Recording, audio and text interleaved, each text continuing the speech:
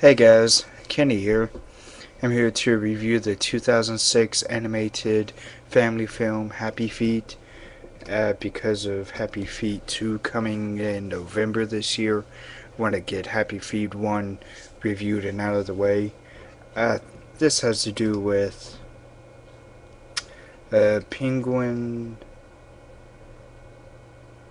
named Mumble who he tries to fit in with his family of penguins, but the problem is he can't find his own voice, his own song, because all the other penguins there, the adult penguins, including the child penguins, they all have their own song. He can't seem to find a song. Every time he tries to sing, it comes out to be this weird squawk. His one his biggest talent, which is also the weirdest to them, is that he can tap his feet real fast and make it a rhythm. And his Mumble's dad doesn't really think that's appropriate, and even the other penguins don't think it's appropriate, like Mumble's singing teacher. And then he ends up doing this one thing that gets him kicked out of his uh, out of his pack of penguins, and then that's when he meets up with some other penguins who befriend him, and he's trying to stay away from humans uh, because he doesn't want to be taken in. He doesn't want to be taken by them, and there's a fear that of oil that the penguins have. And then the rest of the story is about Mumble trying to make his journey back home to his own pack of penguins, and he gets to know this female penguin that Gloria, that voiced by the late Brittany Murphy, who they start having a relationship together, and then it all becomes fine at the end of the story. So this Happy Feet is, I really do enjoy this. My mom really doesn't like Happy Feet because of there's like a political message in it, about oil and trying to keep our world clean. But I didn't mind that. I thought it fit very well with the tone of the story.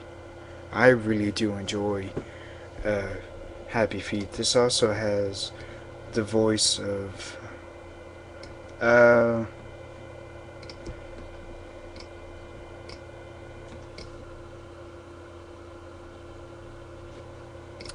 oh, I know the Australian explorer. Um, can't see his name here in the cast. Uh,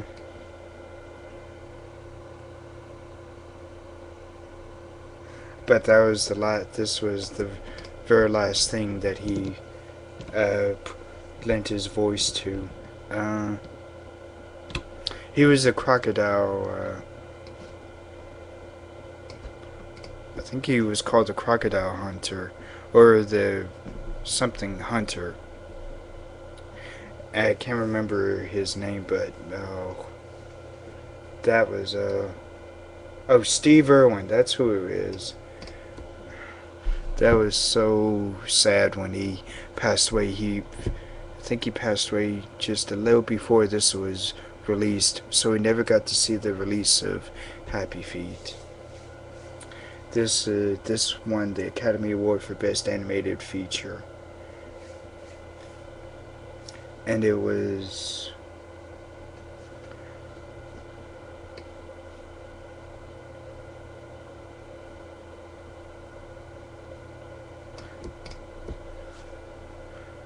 I think it was just released in regular 2D. It may have been also released in 3D.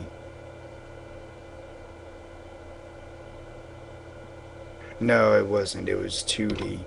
But Happy Feet is definitely, in my opinion, an underrated animated family film. Not many people talk about this one. In fact, it's probably at least talked. It's probably even less talked about than Cars is, in my opinion. But I remember back when this was released, it was a pretty major thing. It was in uh, November 17th of 2006. And that was when I was still working at a movie theater, so I got to see it for free.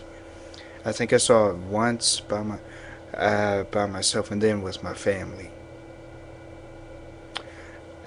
Oh no, it was just with my family, and I still remembered that experience to this day. I loved the music in this film. I think that is also one of the key things that made this film memorable. It was John Powell. I think he was the main composer, and then Gia Farrell, the co-composer.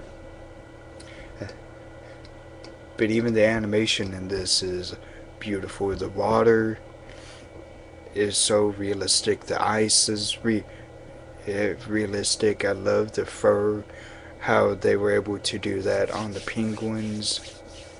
Hmm. Just everything about this really is impeccable. So, I if any of you haven't seen Happy Feet, and there's actually there might be quite a few of you who haven't seen this, because it's it's over 4 years old, and there's some of you who probably haven't seen this. I highly suggest you see Happy Feet before Happy Feet 2 comes out, but that's in much later this year in November, and the sequel might even be released around the time that the first one was released. So I highly recommend Happy Feet to any of you who haven't seen it. I think you'll be thoroughly entertained and moved. So I think that's all I have to say. So stay cool and roll out to the movies. Bye.